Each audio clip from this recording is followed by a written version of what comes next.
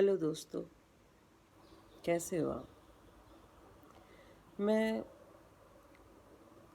5 महीने बाद एक वीडियो रिकॉर्डिंग कर रही हूँ आप सबके लिए।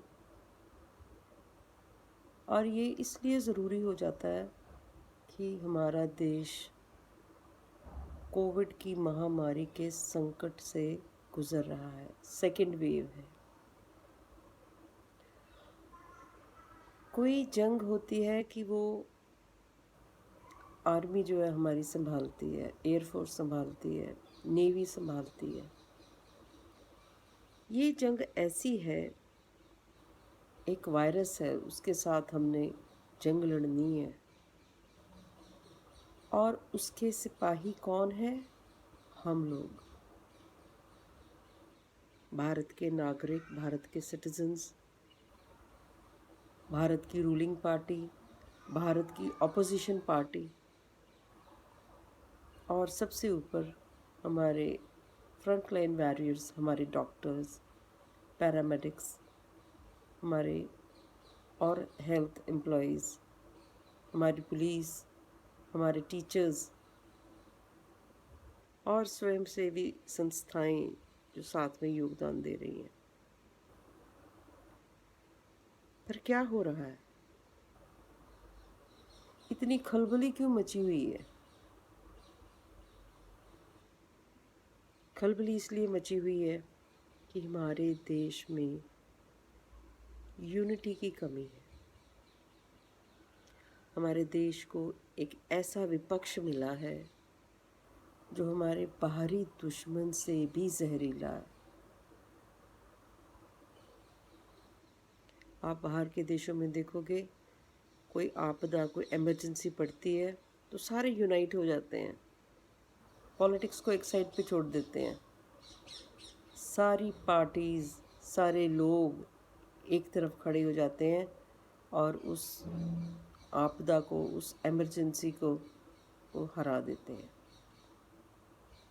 हमारी बदकिस्मती है कि हमारे देश में इस टाइम ऐसा विपक्ष है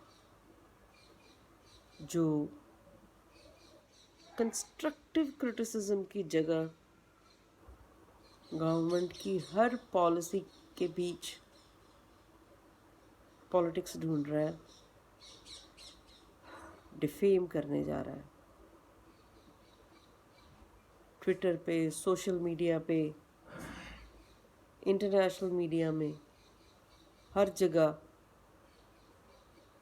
देश को बदनाम कर रहा है। और उसका टारगेट कौन है? नरेंद्र मोदी। अरे हम तो भगवान को भी इतना याद नहीं करते जितना ये लोग नरेंद्र मोदी को याद कर रहे हैं। एक टाइम होता था कि हर बात पे हम कह देते थे भगवान कर रहे हैं, भगवान कर रहे हैं, भगवान का कसूर है, भगवान ने किया। अब भगवान की जगह नरेंद्र मोदी का नाम आ गया। मोदी ने ये कर दिया, मोदी ने वो कर दिया। कहीं भी कोई चीज़ हो जाए, किसी गांव में चले जाओ, किसी कस्बे में चले जाओ, किसी आप सभा में चले जाओ, किसी से कोई बात करो, जी मोदी ने किया, मोदी ने किया। मोदी ना हो गया, मोदी तो भगवान हो गया। घर घर मोदी, हर हर मोदी। जो अच्छा किया वो उन्होंने किया, जो बुरा किया वो मोदी ने किया। क्या आपकी कोई जिम्मेवारी नहीं है? क्या ऑपोजिशन की कोई जिम्मेवारी नहीं है? अगर मोदी ने कोई पॉलिसी बनाई है, उसको इम्प्लीमेंट किसने करना है? ग्रास रूट लेवल पे वर्कर्स ने करना है। और इम्प्लीमेंटेशन किसने करवानी है? राज्य सरकार ने करवानी है। और अगर राज्य सरकार सेंटर की ऑपोजिशन पार्टी की है तो उसकी पूरी मैक्सिमम ज़्यादा से ज़्यादा कोशिश होती है कि वो इम्प्लीमेंट ना हो, ताकि मोदी को क्रेडिट ना मिल जाए। अजीब बात है, लोग मर रहे हैं और आप ऑक्सीजन कंसंट्रेटर छुपा रहे हैं। आपके लोग, आप काली बाजारी कर रहे हो, काला बाजारी कर रहे हो। जो इमरजेंसी ड्रग्स हैं जिसकी कोविड में ज़रूरत है, उसको आप 40-40 हज़ार लाख लाख रुपए का बेच रहे हो। एक नेक्सस बना हुआ है। अब ब्लैक फंगस आ गया है तो उसकी जो ड्रग्स हैं वो नहीं मिल रही हैं क्योंकि उसकी ब्लैक मार्केटिंग हो रही है, ऑक्सीजन की होर्डिंग हो रही है।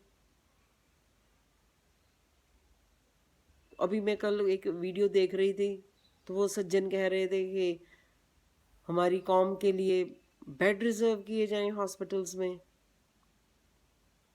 ये क्या हो क्या रहा है? मैं एक डॉक्टर हूँ, मुझे पता है कि एक हॉस्पिटल की सीमित कैपेसिटी होती है। अगर 50 बेड है, 100 बेड है, उससे ज़्यादा वो कैपेसिटी नहीं ले सकता। उसके रिसोर्सेज भी उतने होते हैं, उनके एम्प्लॉयज़ भी उतने होते हैं। कई बार एम्प्लॉयज़ रिटायर हो जाते हैं, उनकी जगह नई भर्ती नहीं होती, और जिनकी भर्ती होती है उनको काम नहीं आता होता। तो इसमें भी मोदी जी का कसूर है। आप बाज़ारों में घूम रहे हैं, मास्क नहीं लगा रहे हैं, हा हा ही कर रहे हैं, खा पी रहे हैं, पार्टीज कर रहे हैं, फिर जब कोरोना हो जाता है फिर मोदी जी का कसूर है। आप स्टीरॉइड्स ले रहे हैं, आप केमिस्ट से दवाई ले रहे हैं, डॉक्टर को दिखा ही नहीं रहे हैं, फिर जब केस बिगड़ जाता है तो मोदी जी का कसूर है। मेरे को एक सज्जन का पता है, उनकी बेटी को कोरोना हो गया, उन्होंने डॉक्टर को नहीं दिखाया। उनकी वाइफ की जो कुलीग थी, जो उसने दवाई ली थी, जो एक 50 साल की लेडी थी, और वो 18 साल की लड़की ने वो 50 साल की लेडी की प्रिस्क्रिप्शन से अपने लिए मेडिसिन मंगवाई कोविड में। वो तो उसकी किस्मत अच्छी थी कि वो दवाई उसके लिए काम कर गई, और उसमें स्टीरॉयड भी थे। तो गनीमत है अब तब तक ब्लैक फंगस नहीं आई थी, नहीं तो 18 साल की लड़की को स्टीरॉयड की क्या ज़रूरत है? ये तो हम कर रहे हैं, और अगर खुदा ना खास्ता कुछ हो जाता तो मोदी जी का कसूर है। अरे भाई, कहाँ कहाँ मोदी को ढूंढोगे? कभी तो अपने ऊपर लो कोई बात, कोई जिम्मेवारी लो। मेरी एक बात समझ लो, जितनी भी पॉलिटिकल पार्टीज हैं, चाहे रूलिंग पार्टी है चाहे ऑपोजिशन पार्टी है, उनको आपसे सिर्फ वोट तक मतलब है, और होना भी चाहिए, क्योंकि आपको उससे ज़्यादा तो ना आप समझते हो, ना आपको अपने राइट्स का पता है। अगर राइट्स का पता है तो आपको अपनी ड्यूटीज़ का नहीं पता है। तो अपनी जिम्मेवारी खुद लेना सीखो। उन सरकारों के पीछे ना लगो जो सब्सिडीज़ देती हैं, ये भी फ्री दे दिया, वो भी फ्री दे दिया। अरे भाई, फ्री दिया है तो किसी की जेब से तो काट के दिया है। बस फ्री कर दी, बिजली फ्री कर दी, तो वो जो ट्रांसपोर्ट वाले हैं उनकी तनख्वाह कहाँ से दोगे? जो इलेक्ट्रिसिटी एम्प्लॉयज़ हैं उनकी तनख्वाह कहाँ से दोगे? हॉस्पिटल्स में ट्रीटमेंट फ्री कर दिया है, तो जो एम्प्लॉयज़ हैं उनकी सैलरीज, उनकी पेंशन, वो कहाँ से दोगे? बसेस फ्री कर दी हैं, तो ट्रांसपोर्ट वालों को कहाँ से दोगे तनख्वाह? बैंक में डालना नहीं है, बैंक से निकाल ही जाना है। और आप अच्छे मूर्ख हो, आप भी ऐसी सरकार पसंद करते हो जो सब कुछ फ्री दे। और जो फ्री देने वाली सरकारें हैं वो अपनी जिम्मेवारी तो कुछ समझती नहीं है, क्योंकि उनको पता है कि मूर्ख लोग बैठे हैं, उनको फिर से वोट डाल देंगे, क्योंकि जिम्मेवारी तो मोदी जी की है। जो कुछ भी गड़बड़ हो रही है मोदी जी कर रहे हैं। धन्य हो आप मोदी जी, आप घर घर में जाके सब गड़बड़ कर रहे हो और आपको पता ही नहीं है आप भगवान बन गए हो।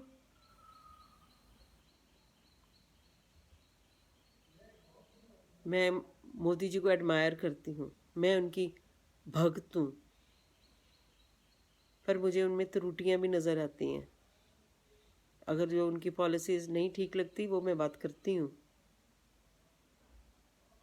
पर अगर उन्होंने कोई पॉलिसी मैटर बनाया है, मैंने 34 साल सरकारी नौकरी की है, मैंने जो भी सेंटर में सरकार थी, जो भी उनके नेशनल प्रोग्राम्स होते थे हेल्थ के रिलेटेड, सब हमने किए हैं।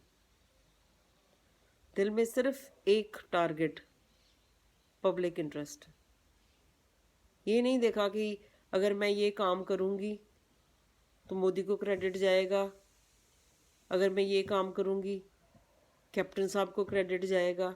नहीं, मैंने अपनी ज़मीर को जवाब देना है। मेरा लीडर मेरा ज़मीर है। मैंने ये नहीं देखना है कि मैं अगर इसको मदद करूँगी तो उसको फ़ायदा होगा इसलिए मैं ना करूँ।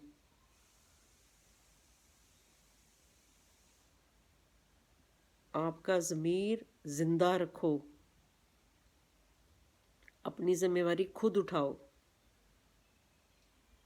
नहीं तो ये पैंडेमिक जो कोविड पैंडेमिक में वो तो हम हार जाएंगे। आगे थर्ड वेव आ रही है जिसको कह रहे हैं कि बच्चों को होने का खतरा है।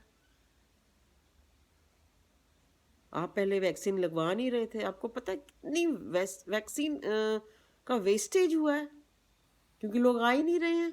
और एक बारी जब वैक्सीन खुल गई वो 2-3 घंटे में वो उसने ख़राब हो जाना।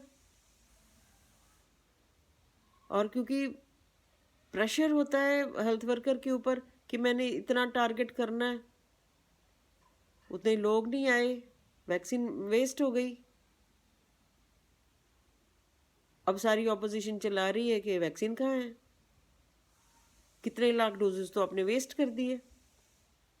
पहले तो कह रहे थे वैक्सीन लगवानी नहीं है, बीजेपी की वैक्सीन है, ये वैक्सीन लगवाओगे तो बीमार पड़ जाओगे। अब जब वैक्सीन वेस्ट हो गई है तो शोर मचा रहे हैं। ऐसे ये जो +2 के एग्ज़ाम्स का जो है डिसीजन, उसमें भी मोदी जी ने फंस जाना है। अगर वो कहते हैं कि एग्ज़ाम्स हों तो अपोजिशन बोलोगी देखो जी बच्चों की तो फिक्र ही नहीं है, इनको बच्चे मर रहे हैं और ये इनको एग्ज़ाम्स की पड़ी है। अगर बोल देंगे कि एग्ज़ाम्स नहीं करेंगे तो कहेंगे जी देखो जी इनको तो बच्चों की फ़िक्र ही नहीं है, उनके करियर की फ़िक्र नहीं है, उनके जॉब्स की फ़िक्र नहीं है। अरे कहाँ जाए मोदी जी, आप तो कहीं किसी तरफ उनको जीने ही नहीं दे रहे हो। आपका तो एक ही टारगेट है कि मोदी जी को हटाओ।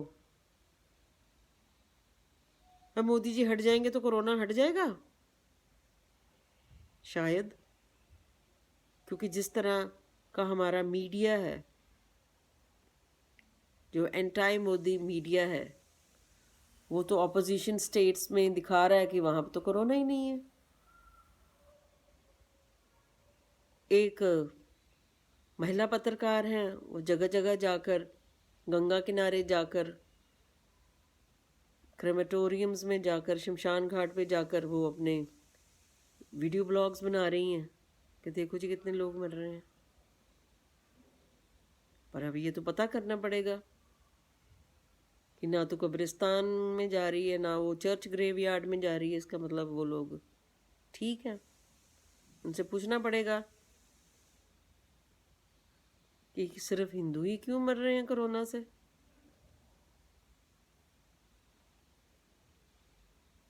और जो बॉर्डर्स पे बैठे हैं किसान मोर्चा वाले, वो भी कह रहे हैं कोरोना नहीं है, कोई मास्क नहीं लगा रहे हैं, कोई सोशल डिस्टेंसिंग नहीं है। वहाँ भी होनी चाहिए इन्वेस्टिगेशन कि वहाँ कोरोना क्यों नहीं है।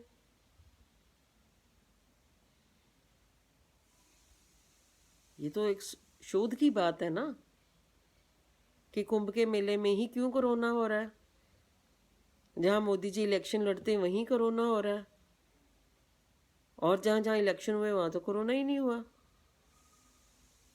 जितने मेले लगते हैं किसी भी धर्म के, जितने जितने भी धर्म स्थान हैं उनके, चाहे संडे मास हो चाहे जुम्मे की नमाज हो, वहाँ भी कोरोना नहीं है। गोल्डन टेम्पल में भी कोरोना नहीं है। तो ये तो साइंटिस्ट को देखना चाहिए ना कि वहाँ कोरोना क्यों नहीं है, वहाँ पे कौन सी कोई डिवाइन शक्ति है जिससे वहाँ कोरोना नहीं है। फिर तो हम ऐसे ही भाग दौड़ कर रहे हैं। तो ये सोचने की बात है कि हम एजेंडा क्या चला रहे हैं। कोरोना सबको हो रहा है, हिंदू को भी हो रहा है, मुसलमान को भी हो रहा है, ईसाई को भी हो रहा है, सिख को भी हो रहा है, जैन को, बौद्ध को, सबको हो रहा है। क्योंकि कोरोना को ना जात पात का पता है ना धर्म का पता है। ये राजनीति हम ही कर रहे हैं। भगवान का वास्ता है, ये राजनीति छोड़ो। जब नॉर्मल टाइम आ जाएगा ना तब कर लेना राजनीति। अब एक मुट्ठी, एक यूनाइट होके इस कोरोना से लड़ो। सबको पता है कि ये किसने फैलाया, ये उसकी साजिश है। बॉर्डर पे तो हमें हरा नहीं सका, यहाँ पे हमें हराने की वो तैयारी कर रहा है। सो अपनी इम्यूनिटी स्ट्रॉन्ग रखो, मास्क लगा के रखो, सोशल डिस्टेंसिंग रखो, किसी धर्म गुरु के कहने बहकावे में ना आओ, किसी लीडर के बहकावे में ना आओ। जान तो आपकी है, उनके लिए आप सिर्फ एक वोटर हो, उससे ज़्यादा कुछ नहीं।